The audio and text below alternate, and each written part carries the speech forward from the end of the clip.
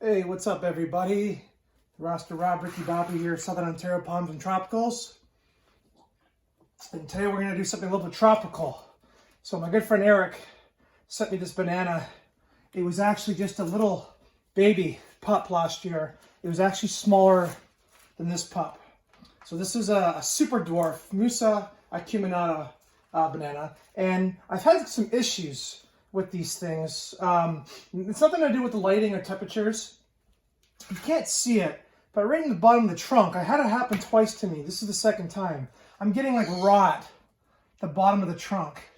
I thought it had something to do with maybe pulling off the old leaves all the way off and exposing too much, but this time I didn't do that, and it's still forming.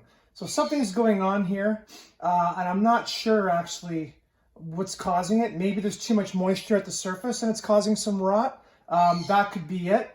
Maybe too much dirt. Maybe the pup's buried too deep. So I have a second chance at life here with this beautiful pup. This pup is in absolute perfect health. The roots on this banana are good. They're nice and white in here. There's no issues. Just the bottom of the bases of these things.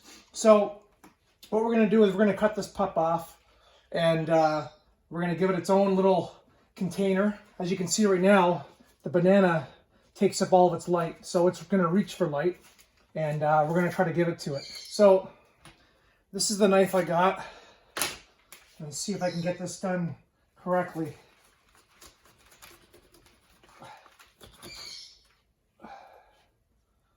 Well,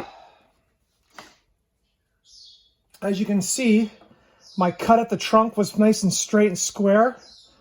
Now, maybe I should have waited a little bit longer, but this pup does have a nice, beautiful root that's growing down. And when I did get my original bananas, they didn't have much roots to begin with. So hopefully this is going to be enough. But as you can see, I did a nice, clean slice down right off the trunk. Now, of course, when I did that, I also severed some roots from the banana. So you got to be careful of that. It just happened to be where this pup was that there was lots of roots, but this banana right here is declining a little bit. So I wanted to save this pup before it got whatever was happening to this one. So that was kind of like a rescue mission. So yeah, as you can see, I've cut some roots off. It's kind of hard to cut the pup off. You gotta cut down, right? You gotta cut down and make sure you're clear. So you are going to cut some roots. It's going to happen. And then what we're going to do is I have this nice container here pre-mixed already of coco coir. Ooh, that's mucky. I don't know why this coco coir is so mucky. Maybe we'll, you know what? Maybe we'll do a cup. I don't have a cup. Okay, you know what? There we go. We got a cup right here. So what we're going to do is just put a little bit of clay pebbles and some perlite and some coco coir mix. I'm going to put them in there. And I'm not even going to bother watering this thing in. It's only got one root. And this soil is, super moist. So I don't want to put this thing in too big of a pot yet. I want to get the drainage good, and I don't really have the room for it. So there you have it. There's a banana pup that's been separated from the mother.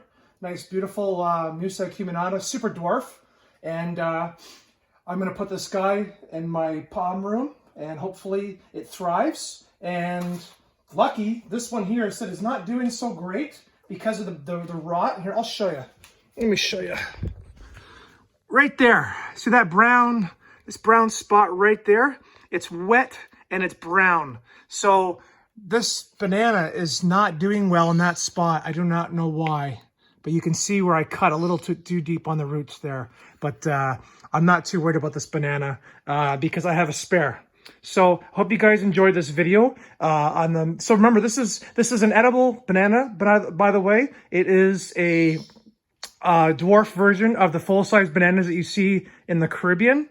or in other tropical countries. There's many, many species of bananas, but this is the main species of edible banana like you would get in a store, except this is just a super dwarf one. So it still has the same style of flower and same beautiful bananas to eat.